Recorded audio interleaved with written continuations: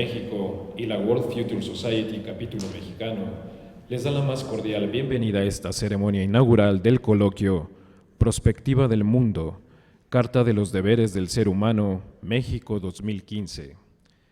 Preside en este acto la periodista Pilar del Río, presidenta de la Fundación José Saramago.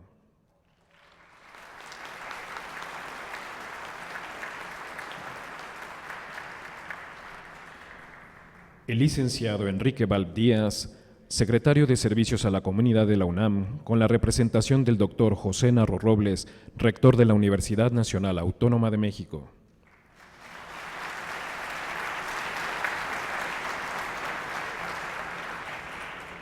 Y el doctor Julio Millán, presidente de la World Future Society Capítulo Mexicano.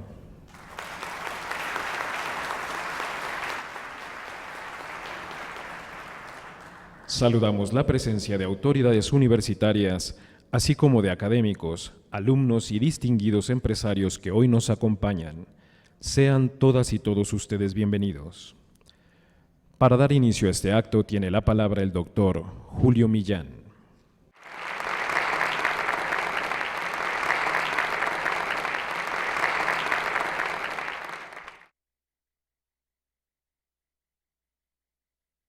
Muy buenos días todas y todos aquí. Tenemos la oportunidad en esta presentación de agradecerle la presencia a Pilar, muchas gracias Pilar, como a Enrique, en representación también del señor rector, al que le enviamos un afectuosísimo saludo. Y me quiero sumar a una bienvenida que será presentada por el propio señor don Enrique Balb, a nombre del señor rector, para inaugurar este evento. Yo creo que sí, es cierto, presenciamos grandes esfuerzos para conjuntar el grupo de eminencias intelectuales para lograr un objetivo que represente un punto de referencia a que constituye a nivel mundial una mejora de la calidad de todos y que se abra un nuevo paradigma, que es con la Carta de Obligaciones de los Humanos. Estamos seguros que será de enorme interés las discusiones. Quizá los criterios en muchos casos no serán coincidentes o iguales, pero sí irán en la misma dirección, ya que todos tenemos la misma intención y creo que la voluntad de propiciar un salto cuántico en la vida de la humanidad. Por ello, esta discusión dialéctica nos llevará a conclusiones sólidas que trascenderán en el tiempo y con ellas lograremos la construcción de un mundo con muchas mejores alternativas para todos. Y México, como parte integral de este proceso de cambio, está viviendo un momento histórico y puede dar un paso definitivo al desarrollo y bienestar, conformando un proyecto de largo plazo, con visión y vocación, que permita construir desde hoy la grandeza de los próximos 50 y 100 años. Lo anterior se logrará también si promovemos, organizamos, dentro de un marco de concordia y en forma pacífica, la construcción de una nueva república con la participación activa de todos los actores sociales, económicos y políticos que tengan la vocación patriótica y la inteligencia histórica de conformar un proyecto de esta naturaleza. Yo creo que no son ni serán momentos fáciles los que el mundo vivirá en los próximos años. Las fuerzas de poder y las hegemonías que se están generando están tocando tambores de guerra en los campos económicos y financieros y del crimen organizado, el cual, sin lugar a dudas, en todos casos, es urgente, muy urgente neutralizar, con negociaciones de desarrollo social, económico y con valores éticos para evitar que crezca la amenaza y darle a la humanidad la expectativa de usar en su beneficio los avances de desarrollo tecnológico, científico, de innovación y que el propio humano se ha generado. Deseo a todos los participantes que obtengan un gran beneficio por su presencia y los invito a que sean generosos en compartir sus conocimientos con nosotros. Expreso a su vez, por parte de la World Future Society, capítulo mexicano, mi más cordial bienvenida a todos los asistentes a este evento y en especial nuestra admiración y reconocimiento al gran liderazgo, de capacidad profesional, patriotismo y responsabilidad histórica que tiene el rector de la Universidad Nacional Autónoma de México, el doctor José Narro. Estoy seguro que el evento Prospectiva del Mundo que hoy iniciamos será un punto de referencia y se convertirá en una luz de esperanza, de concordia y paz mundial. Muchísimas gracias por su presencia y que tengamos estos 2 días una capacidad de absorber el conocimiento de muchos de ustedes que nos van a compartir. Gracias.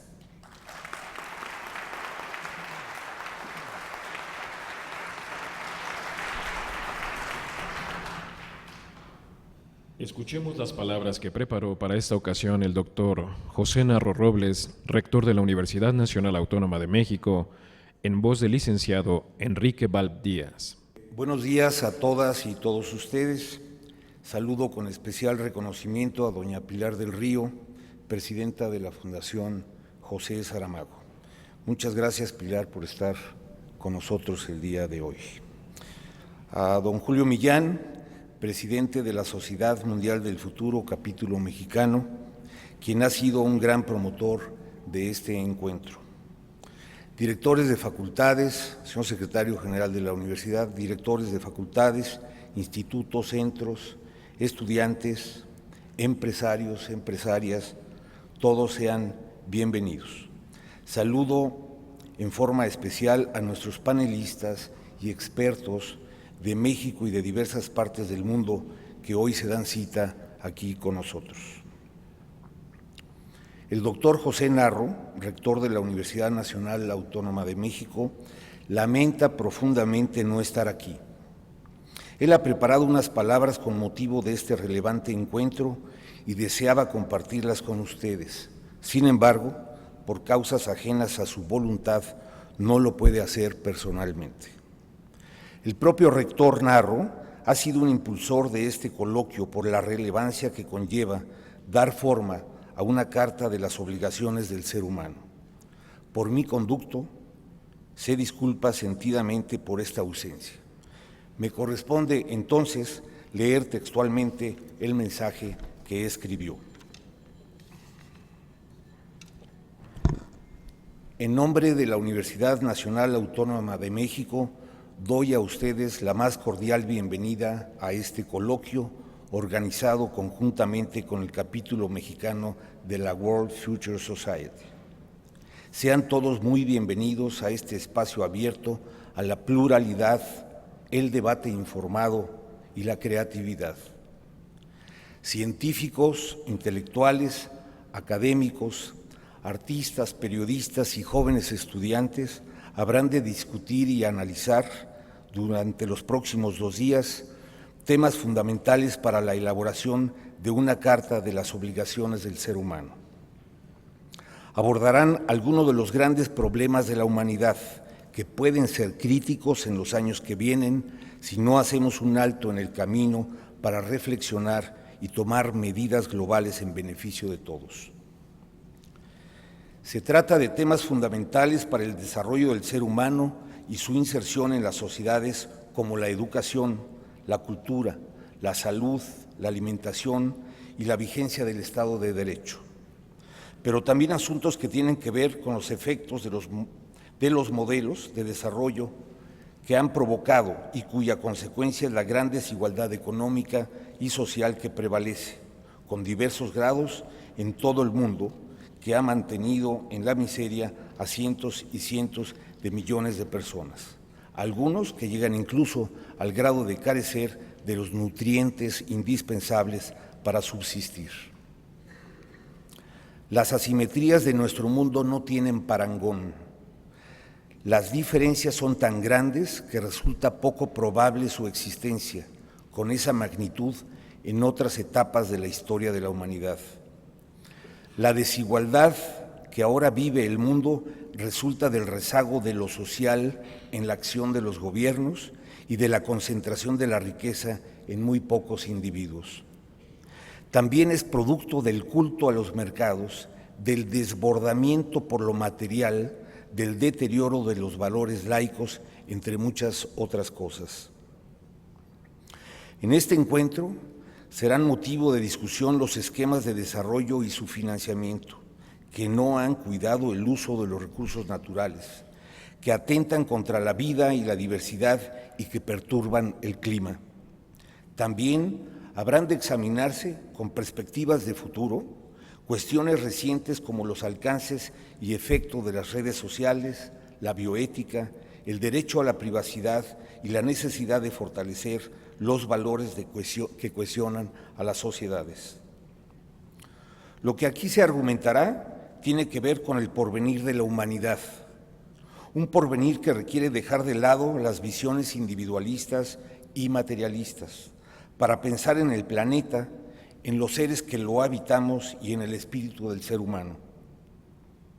Necesitamos cambiar de enfoques y perspectivas, romper clichés para imaginarnos un mundo distinto, para atrevernos a plantear una nueva utopía. Imaginar un modelo donde el hambre, la ignorancia y las muertes prevenibles no tengan cabida, donde no exista marginación por motivos raciales, religiosos, de género o económicos, donde el planeta Tierra y sus recursos se utilicen de manera racional y se respete, donde nadie quede excluido de los beneficios que generan los grandes adelantos científicos y tecnológicos de nuestra era. Uno de los enfoques es el sugerido por José Saramago. El 10 de diciembre de 1998, en coincidencia con el cincuentenario de la Declaración de los Derechos Humanos, durante la celebración que se organizó en su honor por el Premio Nobel de Literatura que recibiría al día siguiente, Saramago recordó el aniversario de la Carta de los Derechos Humanos y señaló: con la misma vehemencia con que reivindicamos los derechos, reivindiquemos también el deber de nuestros deberes. Tal vez así el mundo pueda ser un poco mejor. Hoy día el llamado de Saramago sigue vigente.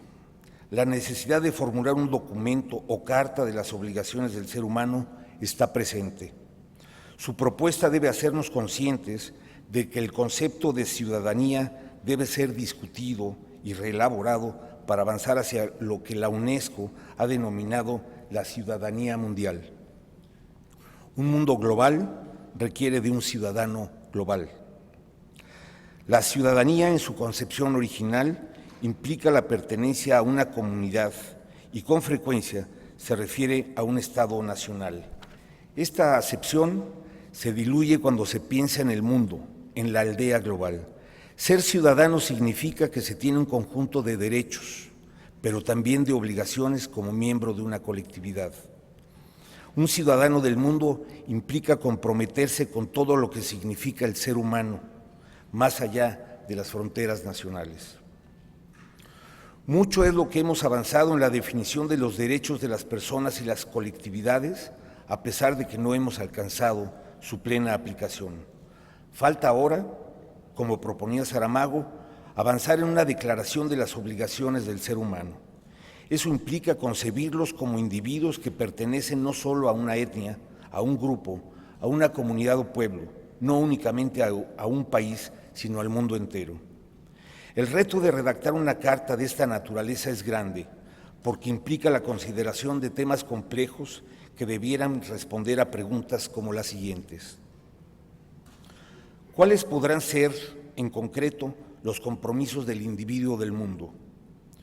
¿Cuál puede ser el marco legal que defina esos compromisos y que respete las soberanías nacionales. ¿Cuáles serían sus obligaciones en un mundo donde las fronteras se diluyen para favorecer el comercio de mercancías o el movimiento de capitales, pero que se cierran para no permitir el tránsito de las personas de un país a otro?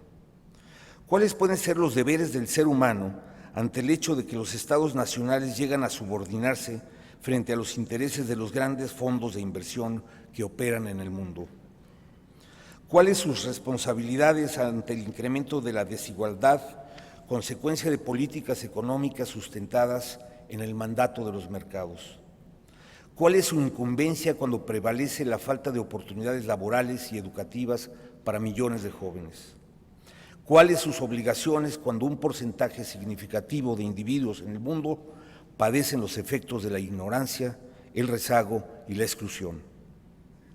No hay respuestas simples, y menos cuando se toma en cuenta la diversidad de visiones, creencias, valores e ideologías. Lo cierto es que no podemos seguir sin hacer nada en un mundo donde, como decía Saramago, las injusticias se multiplican, las desigualdades se agravan, la ignorancia crece y la miseria se expande. Creo que parte de las respuestas a estas preguntas y a los problemas que enfrentamos está en la educación. Sin duda, en la globalización necesitamos educación para la ciudadanía mundial. Educación que implique el reforzamiento de los valores laicos, el respeto a los derechos humanos, la conciencia de que muchas personas necesitan ayuda y que por eso las políticas de los estados para educación, salud, vivienda y alimentación deben ser prioritarias. Educación para que la diversidad sea respetada y aceptada, para que los valores de la democracia sean revalorados. En mi opinión, la solidaridad entre individuos y entre naciones, el valor de la tolerancia y el respeto a la pluralidad no puede faltar en una carta de las obligaciones del ser humano. Claro que debemos soñar con la posibilidad de tener un mundo mejor, donde los derechos políticos, sociales y humanos dejen de ser solo una aspiración. Porque hay que decirlo con toda claridad, derechos que solo están en el papel, en realidad no son derechos. Me congratulo porque en este encuentro tendremos personas que han pensado y estudiado estos temas. Deseo que tengamos éxito en la reunión y que, al final, se disponga de los elementos convenientes para redactar el documento al que aspiramos. Mi agradecimiento más sincero para Pilar del Río por su comprensión y tenacidad. Muchas gracias a Julio Millán por acompañar esta iniciativa y contribuir a su concreción. Para Enrique Valp, una expresión de reconocimiento. Sin su ayuda y la de muchos más, este encuentro no habría sido posible. Gracias en especial a todos nuestros ponentes. De ustedes depende la materia que nutrirá la carta. A todos los participantes, muchas gracias por transformar una ilusión en parte de la realidad. Con esto queda inaugurado nuestro encuentro. Muchas gracias.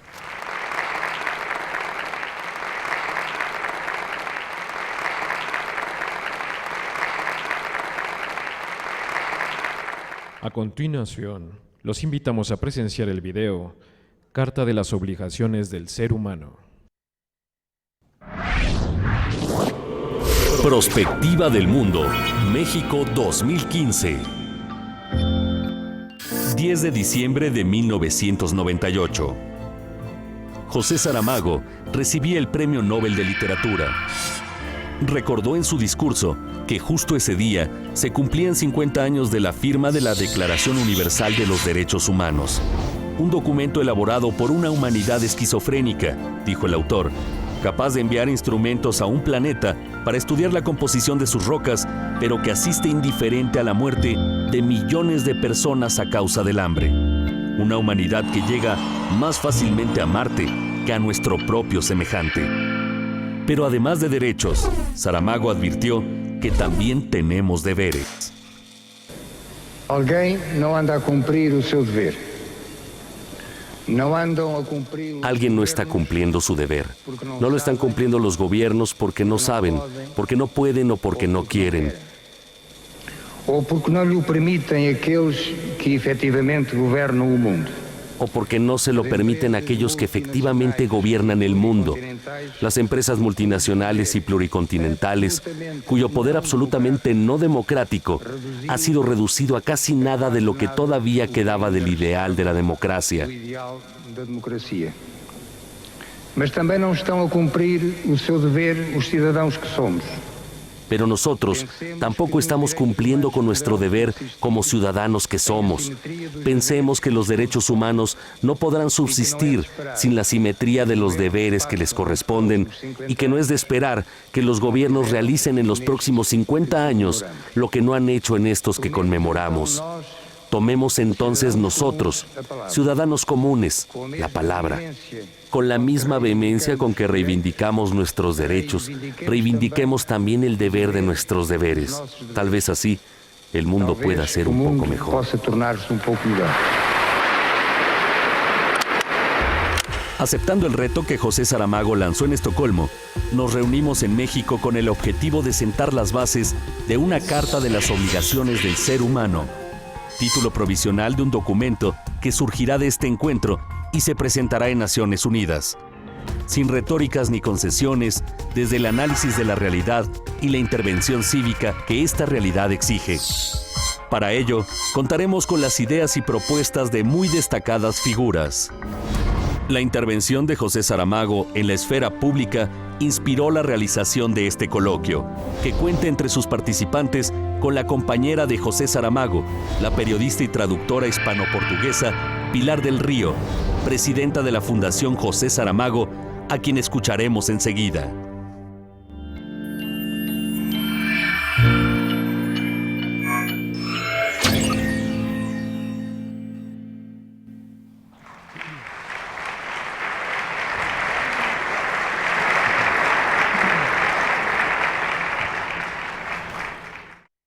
Escuchemos la conferencia magistral, La Carta de las Obligaciones del Ser Humano, a cargo de la periodista Pilar del Río, presidenta de la Fundación José Saramago.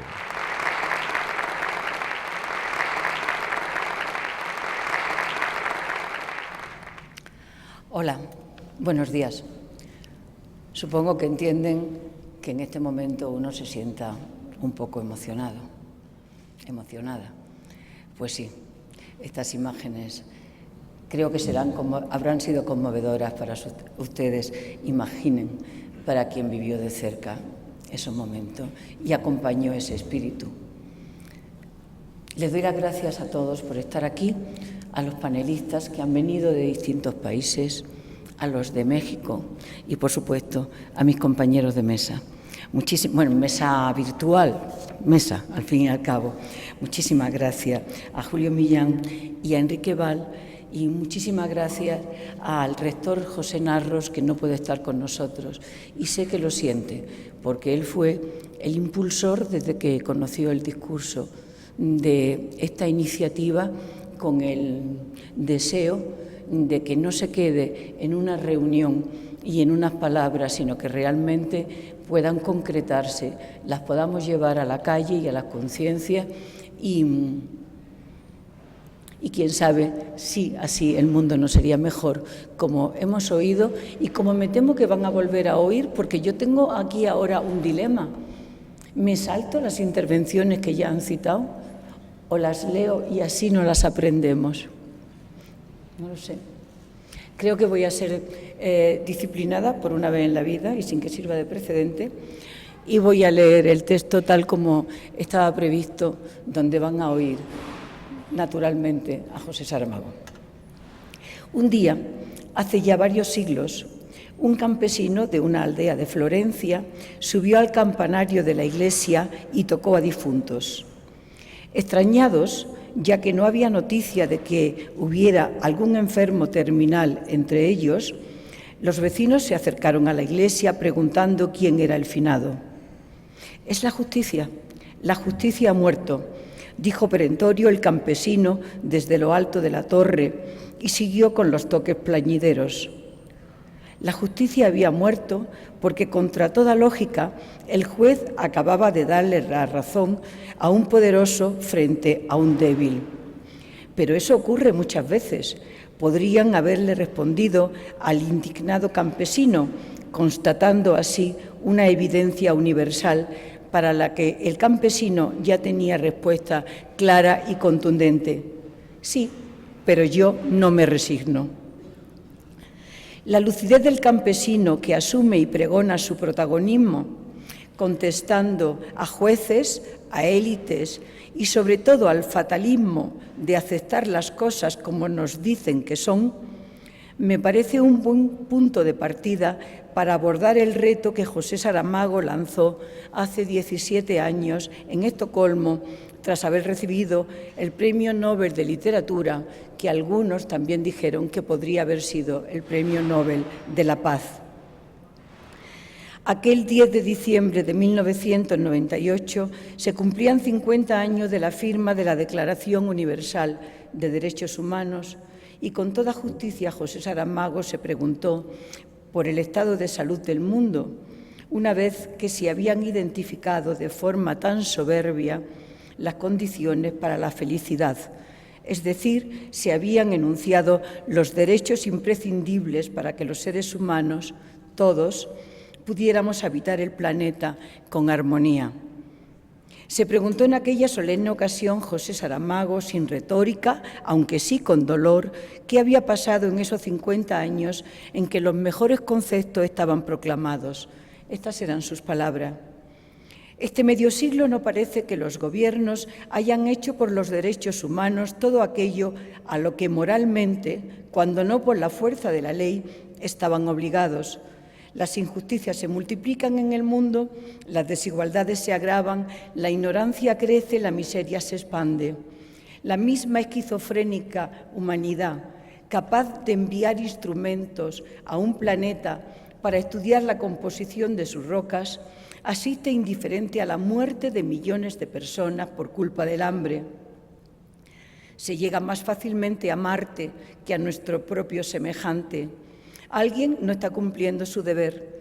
No lo están cumpliendo los gobiernos, ya sea porque no saben, ya sea porque no pueden, ya sea porque no quieren, o porque no lo permiten aquellos que efectivamente gobiernan, las empresas multinacionales y pluricontinentales, cuyo poder absolutamente no democrático ha reducido a una cáscara sin contenido lo que todavía quedaba del ideal de la democracia.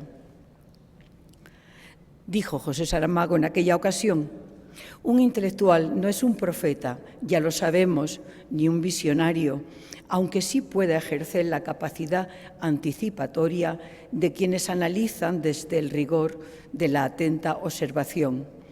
Así José Saramago siguió su discurso hablando no ya de los gobiernos, como tantas veces rehenes de intereses ajenos a la democracia, sino de nosotros, ciudadanos normales, los ciudadanos que somos. Nosotros, como ciudadanos, tampoco estamos cumpliendo con nuestro deber. Nos fue propuesta una Declaración Universal de los Derechos Humanos y con eso creímos que lo teníamos todo, sin darnos cuenta de que ningún derecho podrá subsistir sin la simetría de los deberes que le corresponden. El primer deber será exigir que esos derechos no sean solo reconocidos, sino también respetados y satisfechos. No es de esperar que los gobiernos realicen en los próximos 50 años lo que no han hecho en estos que conmemoramos. Tomemos entonces nosotros, ciudadanos comunes, la palabra y la iniciativa, con la misma vehemencia y la misma fuerza con la que reivindicamos nuestros derechos, reivindiquemos también el deber de nuestros deberes. Tal vez así el mundo sea un poco mejor. Pues esta declaración de José Saramago no es un acto de voluntarismo. Él creía firmemente en la capacidad de los seres humanos, a quienes les atribuía la condición de superpotencias, porque decía: nosotros, todos nosotros, sabemos más de lo que creemos y podemos más de lo que imaginamos, aunque la tarea del bien común nunca se haya presentado fácil. Mucho antes de que le concedieran el premio Nobel y, por tanto, de que Saramago pronunciara el discurso del que les he leído unos párrafos y que luego, cuando termine la sesión, van a recibir, José Saramago pronunció una conferencia en Sevilla, en España, en la que expresó preocupaciones propias de quien ve el interior de las apariencias. Dicho de otra manera, miró con esa forma de ver de quien sabe que el brillo de la luna o los poemas escritos sobre la belleza que ciertas noches muestra y que nos sobrecoge, no pueden hacernos olvidar que la luna tiene un lado oculto, tal vez más motivador, menos gastado y quizás hasta más interesante, y además que nos espera. Dijo así José Saramago, observando nuestro tiempo desde valores civilizatorios que pensábamos que eran datos adquiridos.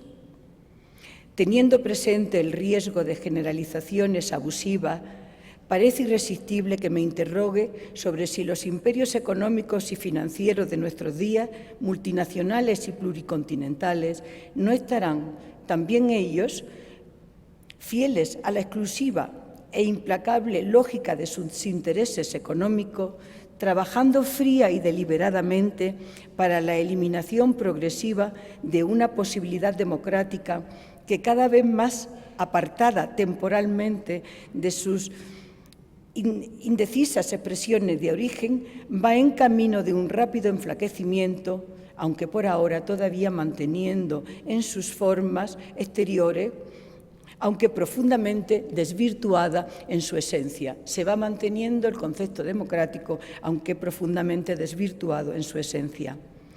Me pregunto, sigue diciendo Saramago, ¿hasta qué punto podrán darnos garantía de una acción realmente democrática las diversas instancias del poder político cuando, aprovechándose de la legitimidad institucional que les advino de la elección popular, intentan desviar nuestra atención de la evidencia palmaria de que en el mismísimo proceso de la emisión de voto ya se encuentran presentes y en conflicto, por un lado, la expresión de una opción política representada materialmente por el voto y, por otro lado, la demostración involuntaria de una abdicación cívica, en la mayor parte de los casos, sin conciencia de sí misma. Dicho con otras palabras, ¿no será verdad que en el mismo y exacto instante en el que el voto es introducido en la urna, el elector transfiere a otras manos, en la práctica y sin más contrapartida que las promesas que le fueron hechas durante la campaña electoral, la parcela de poder político que hasta ese momento le pertenecía por legítimo derecho como miembro de una comunidad de ciudadanos? Créanme si les digo que el temor que expresaba José Saramago en esta línea, la aparente contradicción votar, delegar, desistir, que encierra el acto pilar de la democracia, el momento electoral, no era consecuencia de una preocupación episódica, sino fruto de la observación de comportamientos sociales que muestran la distancia de los votantes con sus delegados, sean estos partidos históricos o recientes, asociaciones cívicas o individuos con capacidad de intervenir, que se presentan para gestionar la cosa pública y acaban siendo adversarios de los ciudadanos por obra y gracia de la corrupción administrativa, política y moral. El aumento de la desafección política que tanto preocupa en estos momentos se extiende por el mundo justo cuando la posibilidad del sufragio llega a países que no gozaban de ese derecho e incluso cuando en algunas partes aumenta el porcentaje de votos emitidos. Pese a poder votar, crece la desafección. Es como si ya ningún campesino quisiera subir al campanario a tocar a muertos. ¿Cómo evitar la privatización de la democracia? Lakoff decía que para pensar de modo diferente hay que hablar de modo diferente, pero nosotros somos sujetos construidos de palabras, amoldados en palabras, dirigidos por palabras que no nos conducen hacia la sabiduría, sino hacia una resignación supuestamente estoica que también se podría definir como servil. A veces, el pensamiento correcto, esas palabras que nos mecen, nos conducen directamente hacia un estado de indiferencia social que ya sabemos que es el paraíso del poder, el lugar en que éste hace y deshace feliz en beneficio de sus propios intereses, es decir, de ellos mismos. Sigamos oyendo a Saramago. Observando las cosas más de cerca, creo que puedo concluir que el acto de votar es, por lo menos para gran parte de la población de un país, la forma de renunciar temporal a la acción política, que debería serle natural y permanente, pero que posterga hasta las elecciones siguientes, momento en que los mecanismos de delegación se pondrán en marcha para acabar de la misma manera. También la renuncia podrá ser para la minoría de los elegidos el primer paso de un proceso que, estando democráticamente justificado por los votos, a menudo persigue objetivos que nada tienen de democráticos y que hasta podrán, en su concreción, llegar a ofender frontalmente la ley. En principio, a ninguna comunidad mentalmente sana se le pasaría por la cabeza la idea de elegir a traficantes de armas o a traficantes de drogas o, en general, a individuos corruptos y corruptores para que sean ellos sus representantes en los parlamentos o en los gobiernos. Pero la amarga experiencia de todos los días nos enseña que el ejercicio de amplias áreas de poder, tanto en ámbitos nacionales como internacionales, se encuentra en manos de esos y de otros criminales o de sus mandatarios políticos directos o indirectos. Ningún escrutinio, ningún examen microscópico de los votos depositados en una urna serían capaces de hacer visible, por ejemplo, las señales delatoras de las relaciones de concubinato entre la mayoría de los estados y grupos económicos y financieros internacionales, cuyas acciones delictuosas, incluyendo las bélicas, están conduciendo hacia la catástrofe al planeta que habitamos. Sigue diciendo Saramago. Aprendemos de los libros, y las lecciones de la vida lo confirman, que por más equilibradas que se presenten las estructuras institucionales y su correspondiente funcionamiento, de poco nos servirá una democracia política que no tenga como raíz y razón una efectiva y concreta democracia económica y una no menos concreta y efectiva democracia cultural. Decirlo en estos días que corren ha de parecer algo más que una banalidad, un exhausto lugar común heredado de cierta inquietud ideológica del pasado, pero sería lo mismo que cerrar los ojos a la realidad de las ideas, no reconocer que esa trinidad democrática, la política, la económica, la cultural, cada una complementaria de las otras, representó en el tiempo de su prosperidad como proyecto de futuro una de las más congregadoras banderas cívicas que alguna vez en la historia reciente fueron capaces de conmover corazones, estremecer conciencia y movilizar voluntades. Hoy, por el contrario, despreciadas y arrojadas al basurero, las fórmulas que el uso, como un zapato viejo, cansó y deformó, la idea de una democracia económica, por muy relativizada que estuviera, dio lugar a un mercado obscenamente triunfante, y la idea de una democracia cultural ha sido sustituida por una no menos obscena masificación industrial de las culturas, con la que se pretende imponer el dominio cultural de unas sobre otras.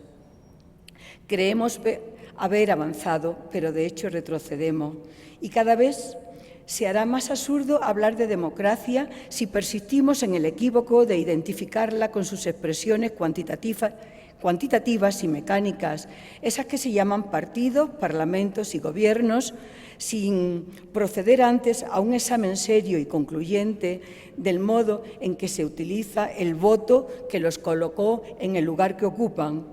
Una democracia que no se autoobserve, que no se autoexamine, que no se autocritique, estará fatalmente llamada a anquilosarse. El militante de base de un partido, que era José Saramago, que quería parlamentos inteligentes y gobiernos morales y eficaces, preocupado por las personas que no se preocupan, que detestaba el puritanismo autoritario de considerar que hay asuntos que no deben rozarse ni con el pétalo de una rosa, como este de que estamos hablando, el estado de salud de lo que llamamos democracia, que no invita a los ciudadanos a comprometerse más allá de los impuestos que paga y las leyes que debe cumplir si es que no consigue contornarlas con artilugios legales. Este escritor que decía que la sociedad tiene que estar alarmada porque estar alarmada es la forma de estar viva y tal vez vencer el sistema de mentiras organizadas y entrelazadas en que nos movemos, este escritor se negaba a comulgar con ruedas de molino. Sigue diciendo, una democracia bien entendida, entera, redonda, radiante, como un sol que por igual a todos ilumine, deberá, en nombre de la pura lógica, comenzar por lo que tenemos más a mano, es decir, el país donde nacemos, la sociedad en que vivimos, la calle donde moramos.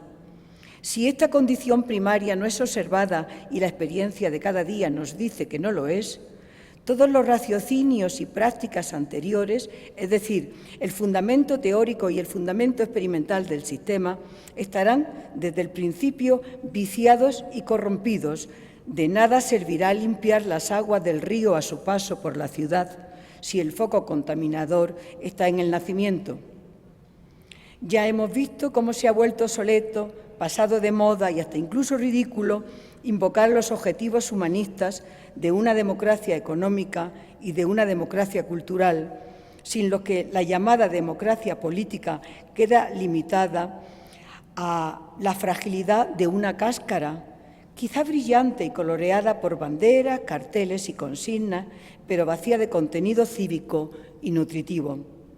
Quieren, sin embargo, las circunstancias de la vida actual, que incluso esa delgada y quebradiza cáscara de las apariencias democráticas, aunque preservadas por el impenitente conservadurismo del espíritu humano, al que suelen bastarle las formas exteriores, los símbolos y los rituales para seguir creyendo en la existencia de una materialidad ya carente de cohesión o de una trascendencia que ha dejado perdidos por el camino el sentido y el nombre, quieren las circunstancias de la vida actual, repito, que los centelleos y los colores que hasta ahora han adornado nuestros resignados ojos, las desgastadas formas de la democracia política, se están tornando rápidamente opacas, sombrías, inquietantes, cuando no despiadadamente grotescas, como la caricatura de una decadencia que se va arrastrando entre mofas de desprecio y unos últimos aplausos irónicos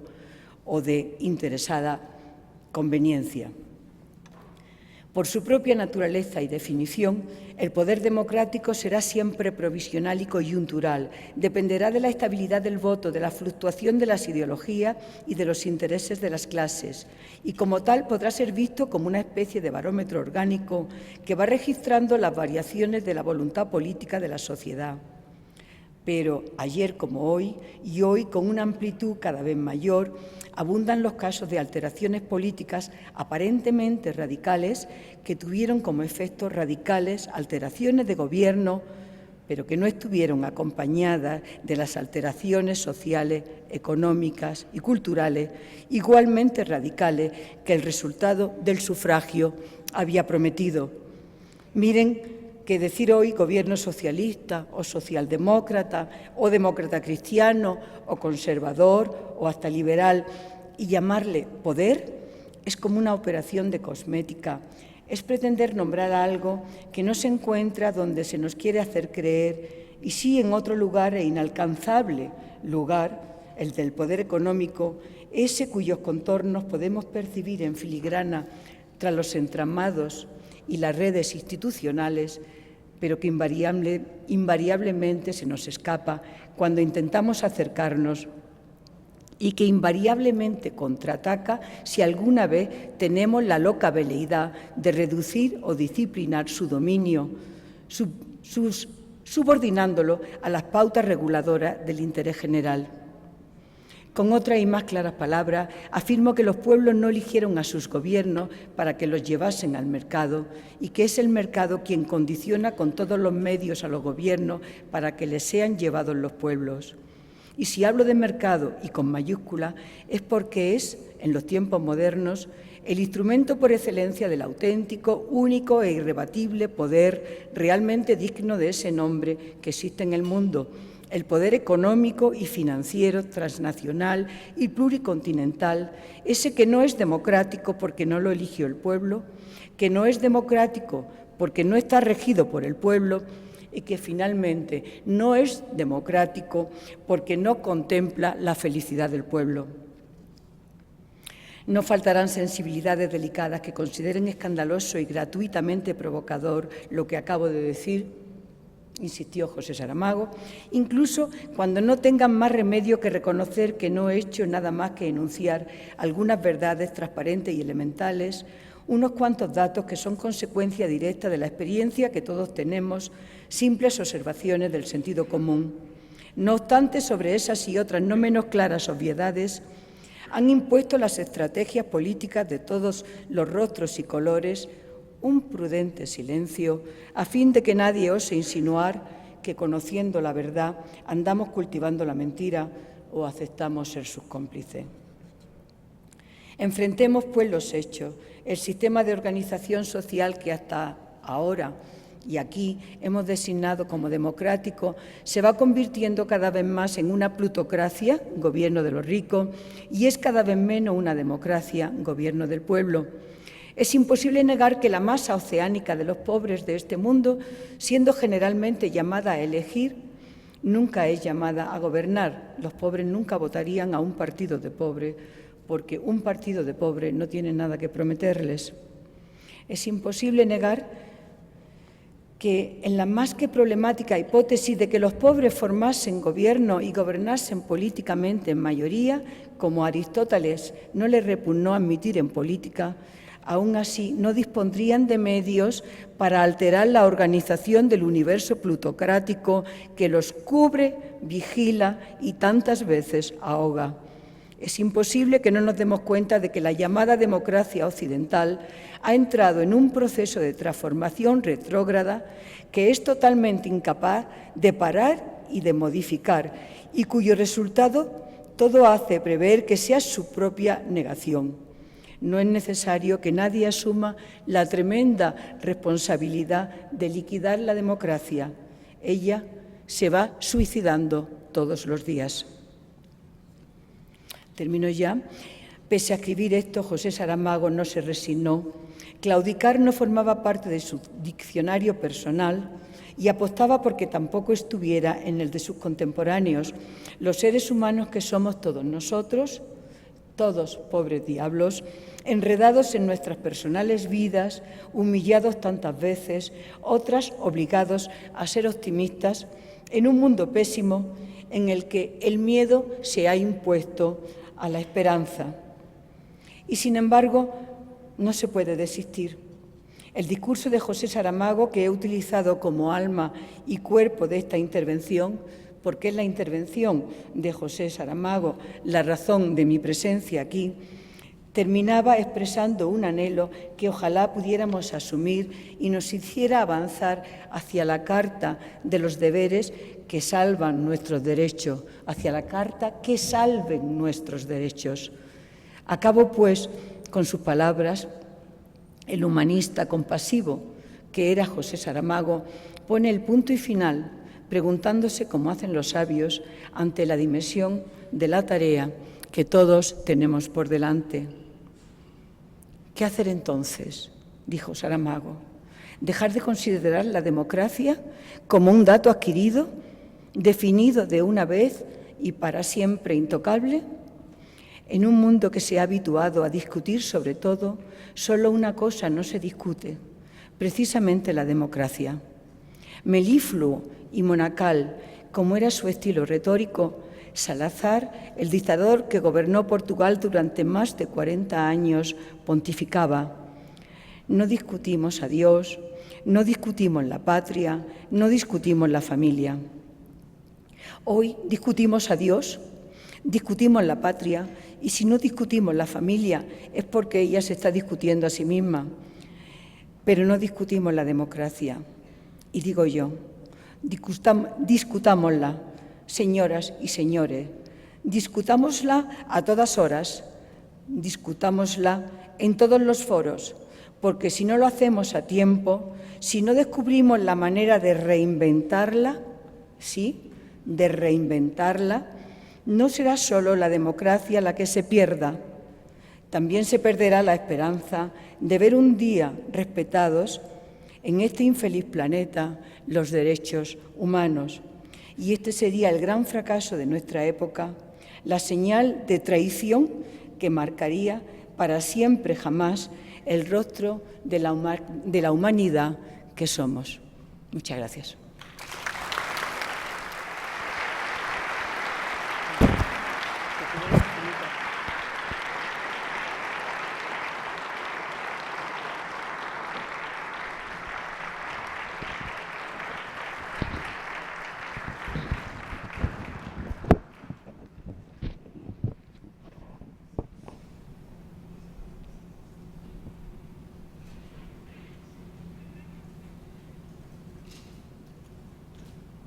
Pedimos atentamente si alguien tiene alguna pregunta, la formule a través de las tarjetas que encontrarán en sus lugares.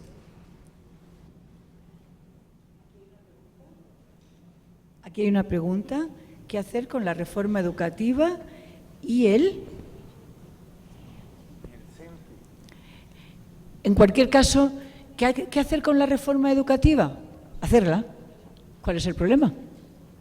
¿Qué necesitamos?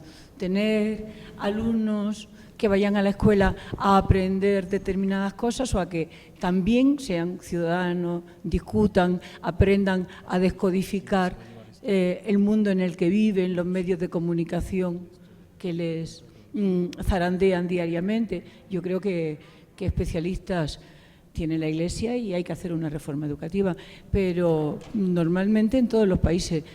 Conozco más la situación de España y de Portugal y a veces se hacen modificaciones, pero seguimos estando en el siglo XIX, no en el siglo XXI. Pero la pregunta era para mí, ¿por qué respondo yo? Bueno, no, pero la pregunta es para ti, sí, pero la pregunta decía algo más. ¿Y qué hacer con el CENTE? Y ese no te toca, no sabes de qué es. ¿Qué hacer con el CENTE? Es una parte del sindicato de los maestros que es disidente y que trae una serie de circunstancias de anarquía. Pues, ¿qué hacer con el CENTE? No te toca a ti decirlo, pero a nosotros sí. Simplemente que se aplique el Estado de Derecho. Es suficiente. A ver, yo creo que esta pregunta que recién me pasaron es para Pilar. Dice, ¿cómo motivar la discusión de la democracia en un país tan débil políticamente hablando? Pero México no ha sido un país débil políticamente hablando nunca, ¿no? México ha tenido revoluciones, México ha sido un país absolutamente abierto a todas las ideas, México ha sido el país de acogida de las distintas emigraciones y de los distintos exilios a lo largo del tiempo. Pienso en los judíos que escaparon de distintos pogroms, de los que vinieron después con la Guerra Mundial y el Holocausto, pienso en los refugiados de la República Española. México ha sido un país activo, culto, que ha tenido momentos culturales brillantes. Nos hemos alimentado en Europa de los libros del Fondo Económico de México, como y ha tenido pues eso, una revolución y unas instituciones. Claro que ha habido una explosión demográfica, pero yo creo que insisto, la pregunta de la reforma de la educación creo que es fundamental, la educación y que somos ciudadanos de plenos derechos y no solo consumidores.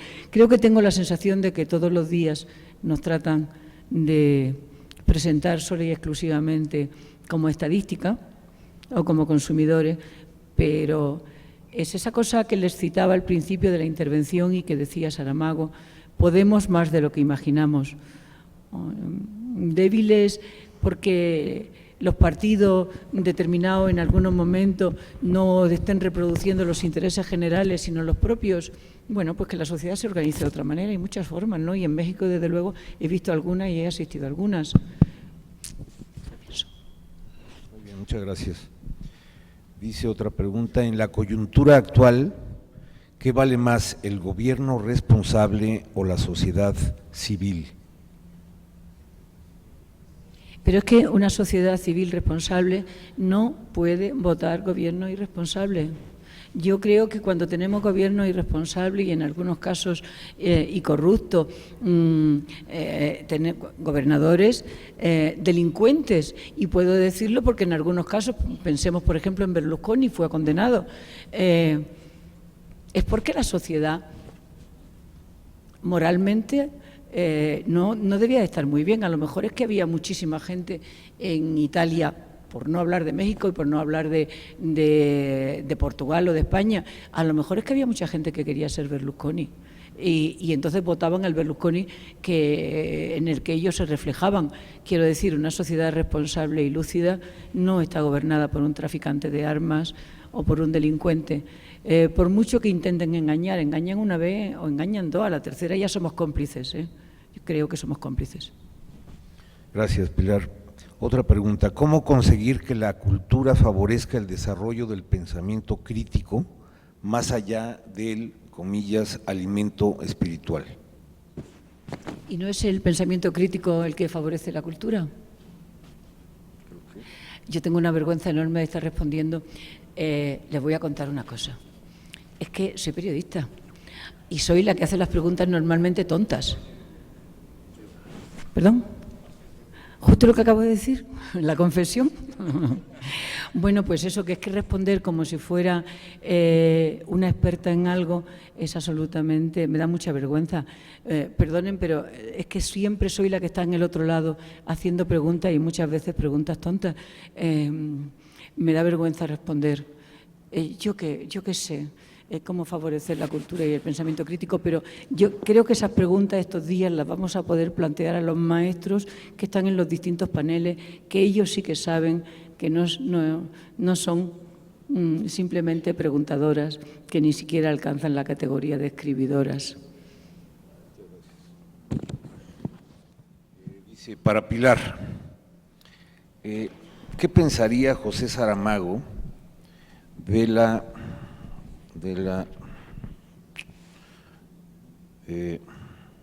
educación en España? ¿Será que podemos, una cosa así, es esta, Pilar? De la aparición de Podemos en España, ¿sería de Podemos? Pues vamos a ver, ¿qué pensaría Saramago? No voy a ser tan osada de decirlo, yo solamente sé lo que José Saramago pensaba, no lo que pensaría, y por lo tanto nunca jamás en la vida hablaría por él, que no está para enunciar el pensamiento. Pero sí puedo contarles lo que él escribió en un libro llamado Ensayo sobre la lucidez. Y ahí, cuando se presentaron unas formas de gobierno del partido de la derecha, el partido de en medio y el partido de la izquierda, y casi todos eran cómplices, pues de repente los ciudadanos decidieron en un acto simbólico salir y votar de distinta manera. En este caso a Saramago le venía bien utilizar el voto blanco porque venía de una ceguera blanca en Ensayo sobre la ceguera, no porque Saramago pensara del voto blanco, lo que sí pensaba, y lo decía siempre en sus discursos, era la necesidad de intervenir. Y ahí los ciudadanos intervienen, ¿y de qué manera?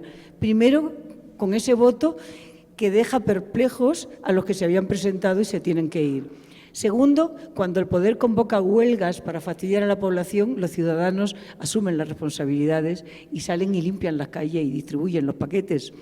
Y tercero, cuando los medios de comunicación dóciles al poder deciden no publicar lo que estaba pasando, se hacen fotocopias y los jóvenes salen y las van lanzando desde las azoteas como si fueran palomas que van volando y que van llevando nuevas ideas.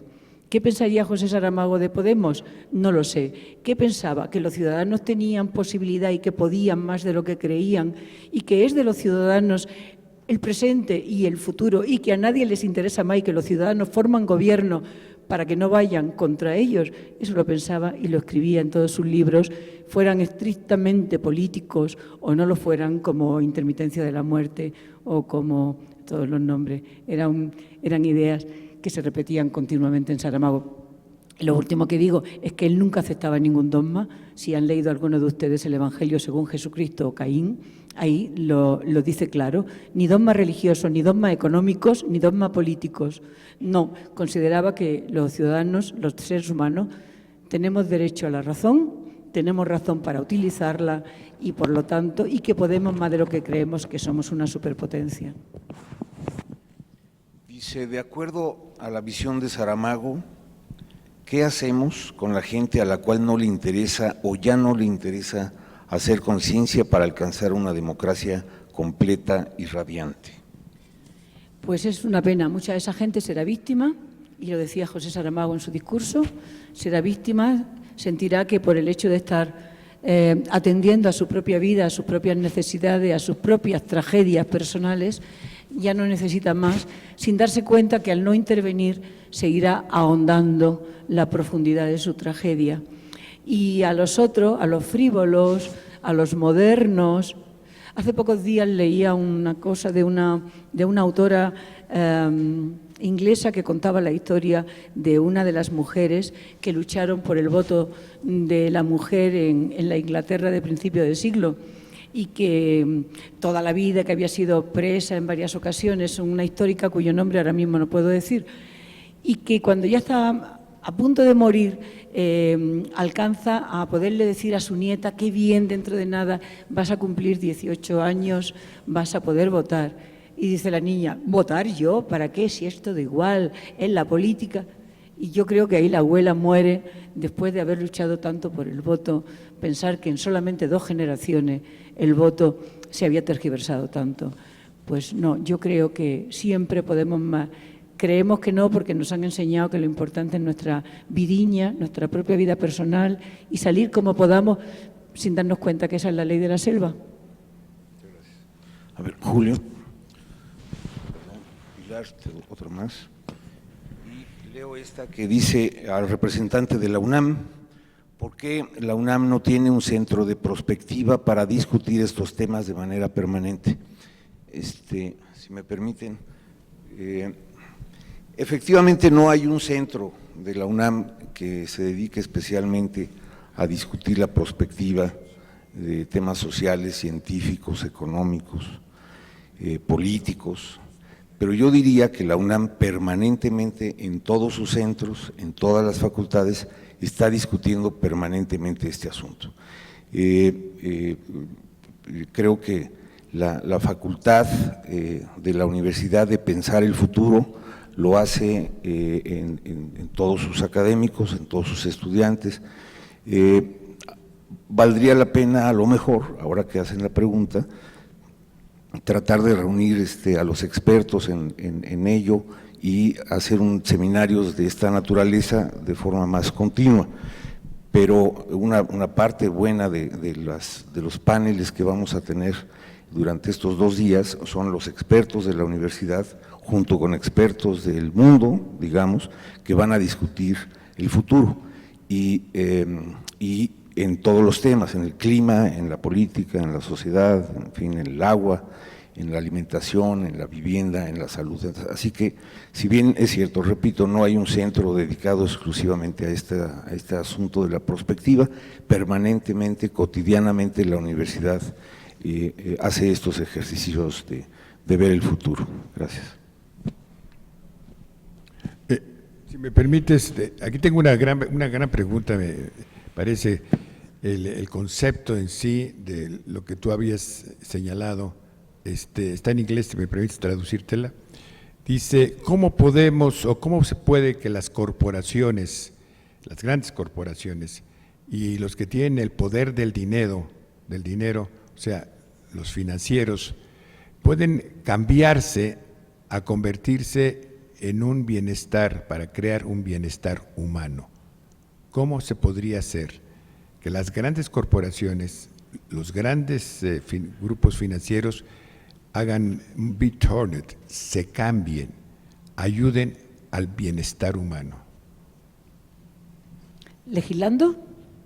¿Pregunto? No sé. La pregunta es esa. Claro, es que hay formas, supuestamente no son las grandes corporaciones las que mandan. Y hay formas de hacer leyes y nos agrupamos en club tan como la Unión Europea, la Unión se pueden hacer legislaciones. Es verdad que ni siquiera hemos podido aplicar la tasa Tobin. Con la tasa Tobin se hubiera acabado con el hambre, con la pobreza, esa última y definitiva. Y se hubiera podido acabar, pero no se ha querido. Para aplicar la tasa Tobin tienen que ser todos los países y hay muchísimos países que o no quieren o no les permiten que la apliquen. Sé que se iba a discutir, es una casualidad, pero sé que se iba a discutir en el Parlamento Europeo la tasa Tobin el día, mala suerte, que los aviones chocaron contra las Torres Gemelas en Nueva York. Me parece que desde entonces no se ha vuelto a llevar nunca más a ninguna institución internacional. La tasa Tobin es una cosa mínima, pero sería algo. Mientras tanto, pues que, por favor, no hablen de democracia si resulta que es que son las grandes organizaciones. El Fondo Monetario Internacional parece que hoy no hace esta, y nos lo van a decir, hay personas aquí que acaban de llegar de Grecia y que son expertos, pero parece que no acepta el acuerdo al que han llegado los gobiernos, tanto de Grecia como con otros gobiernos europeos. Pero el Fondo Monetario Internacional, que ha hundido innumerables economías de innumerables países, tiene un poder que no le hemos dado, pero ahí existe. ¿Qué tenemos que hacer? Legislar. ¿Qué va a pasar? Que a todos los países van a retirar los capitales, nos van a hundir, nos van a amenazar con... ¿Se los van a llevar a Marte? Pues no sé. En fin, yo creo que el poder ciudadano no está para respetar mucho las estrategias de las finanzas internacionales y las especulaciones internacionales, sino para velar por los ciudadanos. Y se puede si democráticamente y moralmente son fuertes. Lo que pasa es que a lo mejor falla la moral y la democracia. Y perdón por el meeting, pero es el problema. Y además, para una vez en la vida que tengo el micrófono, tengo una pregunta que es mucho más fácil y además no puedo responder. Dice, ¿qué otro punto, además de obligarnos a respetar la Carta de Derechos Humanos, podrían establecerse en esta iniciativa como una obligación? Es que no sé, la educación política y cultural podrían ser una obligación. Yo creo que los seres humanos tenemos la obligación de pensar y tenemos la obligación de respetar y que tenemos que utilizar la conciencia y la razón. Es lo que nos distingue de los animales. Si no utilizamos la razón y la conciencia podremos ser muy guapos, como es guapa una gacela, pero por lo demás seremos animales. Utilicémosla, y si utilizamos la razón y queremos que nos traten bien, trataremos bien, yo qué sé. Pero todo esto son declaración de buenas intenciones, no, son productos de un convencimiento. Y a lo mejor hay que expresarlo muchas veces y reírnos de los que se ríen. Porque, perdón, creo que hay una cosa que merece que todos los días hagamos, y es una carcajada muy fuerte contra los cínicos, porque los cínicos llevan demasiado tiempo gobernándonos. A ver si un día nos pudiéramos sentar todos, o levantarnos por la mañana, carcajearnos de ello y luego hacer nuestra vida. Nos han arrinconado, pero nosotros también podemos. Muchísimas gracias.